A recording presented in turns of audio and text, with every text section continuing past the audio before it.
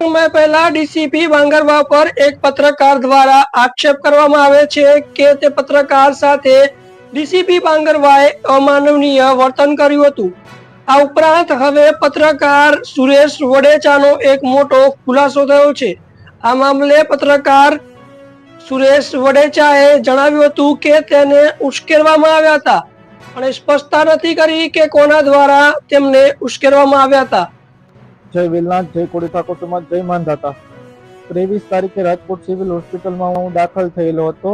DCP Jagdish Bangarwa સાહેબ ઉપર મેં રાજકોટ સેશન કોર્ટમાં પિટિશન દાખલ કરેલી હતી અને મારે એને કોઈ પર્સનલ દુશ્મની હતી નહીં ડીસીપી જગદીશ બાંગરવા સાહેબ સાથે, અને હું એને પણ કોઈ ઓળખતો નહોતો અને મારે કોઈ એની સાથે પર્સનલ દુશ્મની હતી નહીં અને એને મારાથી કોઈ પર્સનલ દુશ્મની હતી નહીં એને પણ।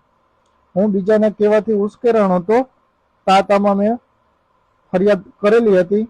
એ ફરિયાદ હવે હું પાછી ખેંચી લઉં છું। મને કોઈનું દબાણ નથી, રાજકીય દબાણ નથી, મને કોઈ દબેલો નથી, પોલીસે કોઈ ધાક ધમકી મારેલ। આ ઉપરાંત હવે રાજકારણ પણ ગરમાયું છે, કારણ કે પત્રકારની વાર લઈને જિગ્નેશ મેવાણી, વડગામના ધારાસભ્ય જિગ્નેશ મેવાણી આવ્યા હતા અને જિગ્નેશ મેવાણીએ હવે કહ્યું છે કે જો પત્રકાર ખોટો છે તો હું રાજીનામું મૂકી દઈશ રાજકારણમાંથી। તમારું મંતવ્ય કમેન્ટમાં જરૂર જણાવજો। તમે જોઈ રહ્યા છો DM90 news, digital Gujarat, digital news.